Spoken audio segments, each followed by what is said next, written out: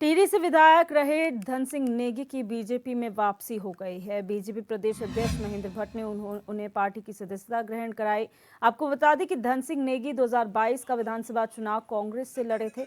2017 में वो बीजेपी की टिकट पर विधायक बने, लेकिन 2022 के विधानसभा चुनाव में बीजेपी ने उनका टिकट काट दिया था, जिसके बाद उन्होंने नाराजगी जताते हुए कांग्रेस का दामन थाम लिया था। लेकिन अब उन्होंने वापसी से बीजेपी का दामन थाम लिया है।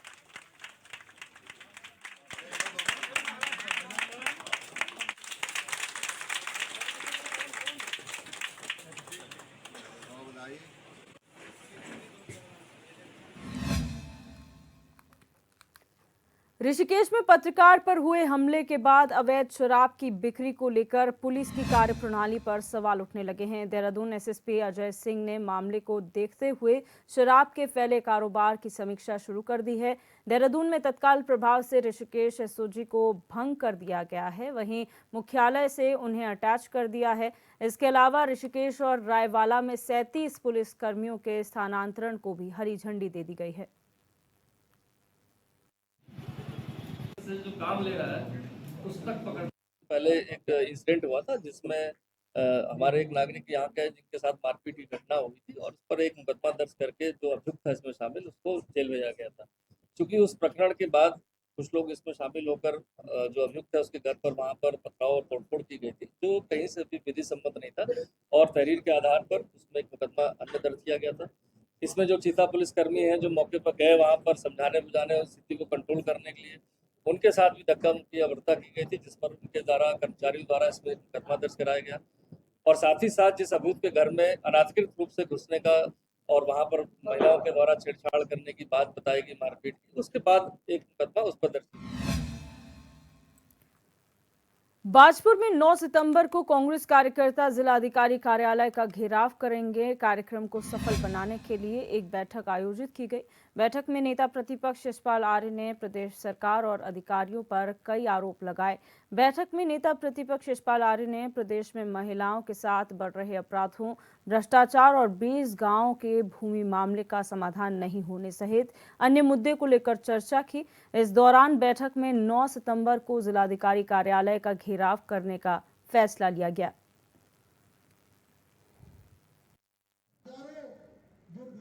भ्रष्टाचार चरम सीमा पर है, आपदा से पूरा प्रदेश प्रभावित है। स्थानीय स्तर पर जो हमारा बाजपुर के जो हमारे 20 गांव का मालिकाना हक के लिए 1 साल हो चुका है। धरने पर बैठने को मजबूर है यहाँ के किसान, यहाँ के व्यापारी, यहाँ के दुकानदार की मालिकाना हक मिले, लेकिन कोई सुनने को तैयार नहीं है। इन्हीं मुद्दों को लेकर नगर निकाय का चुनाव आ रहे हैं, आरक्षण की व्यवस्था नहीं हो पाई है, तमाम मुद्दे हैं, स्थानीय मुद्दे भी शामिल हैं। इन मुद्दों को लेकर 9 तारीख को हम जिला मजिस्ट्रेट के ऑफिस का घेराव करेंगे। चंपावत में एनएच अधिकारियों की लापरवाही जनता पर भारी पड़ रही है, जहां भूस्खलन से बंद हुए हाईवे को लगभग 26 घंटों के बाद भी नहीं खोला जा सका है, जिस वजह से स्कूली बच्चे, बुजुर्ग, एम्बुलेंस समेत सैकड़ों यात्री जाम में फंसे रहे। आपको बता दें कि एनएच अधिकारियों ने इतने बड़े भूस्खलन को साफ करने के लिए सिर्फ एक पोकलैंड मशीन और एक जेसीबी का इस्तेमाल किया था, जिसके बाद देर रात जेसीबी मशीन खराब होकर पहाड़ी में लटक गई और ऐसे में एनएच अधिकारियों के खिलाफ लोगों में भारी आक्रोश देखने को मिल रहा है, जो अधिकारियों पर कार्रवाई की मांग कर रहे हैं।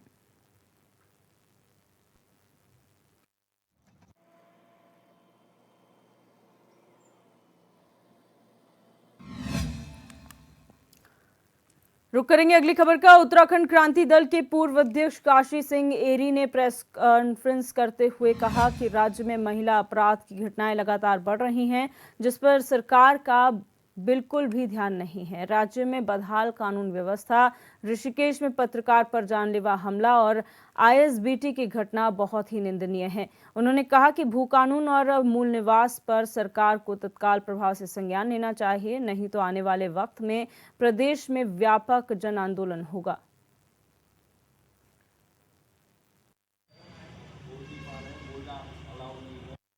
ये हमने आज मुख्य विषय तो हमारा ये था कि जो हमारा वार्षिक अधिवेशन 15 और 16 सितंबर को गैरसैंण में तय था, लेकिन मौसम की अनिश्चितता को देखते हुए कल हम लोगों ने मिल बैठ के ये फैसला किया कि गैरसैंण थोड़ा दिक्कत वाला रहेगा, इसलिए ये अधिवेशन 15 और 16 को हल्द्वानी में होगा। एक तो ये था।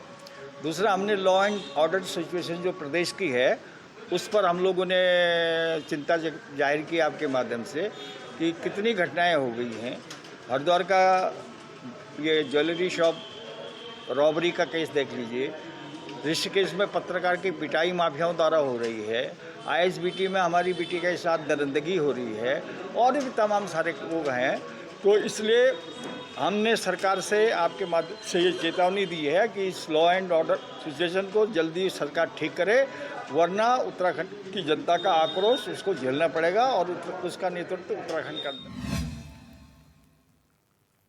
नगर निगम देहरादून के कई स्थानों पर स्ट्रीट लाइट की स्थिति बेहद चिंताजनक है। राजधानी देहरादून में जिस तरह से आपराधिक प्रकरण बढ़ रहे हैं, उसे लेकर लोग स्ट्रीट लाइट्स को सही करने की मांग कर रहे हैं। वहीं इस प्रकरण को लेकर नगर आयुक्त का कहना है कि नगर निगम ने 2017 में ESL कंपनी को टेंडर दिया था और कंपनी अपने वेंडर से ही काम करवा रही थी, लेकिन कंपनी 2 महीने से संतोषजनक रूप से काम नहीं कर रही थी। 1 महीने पहले कंपनी को नोटिस भी दिया गया था, लेकिन कंपनी ने इस ओर ध्यान नहीं दिया। अब ये कार्य नगर निगम की 14 टीमें कर रही हैं और आगे टेंडर जारी करने की प्रक्रिया पर काम किया जा रहा है। चलिए देखिए, कुछ दिन की मेहनत।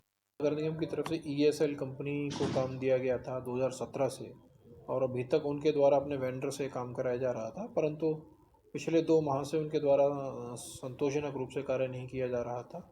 1 माह पूर्व उनको नोटिस भी जारी किया गया था, जिसमें उन्होंने 1 माह का समय लिया था, परंतु उनके द्वारा कोई इसमें कार्रवाई नहीं की गई। अभी हमने उनका टेंडर समाप्त कर दिया है।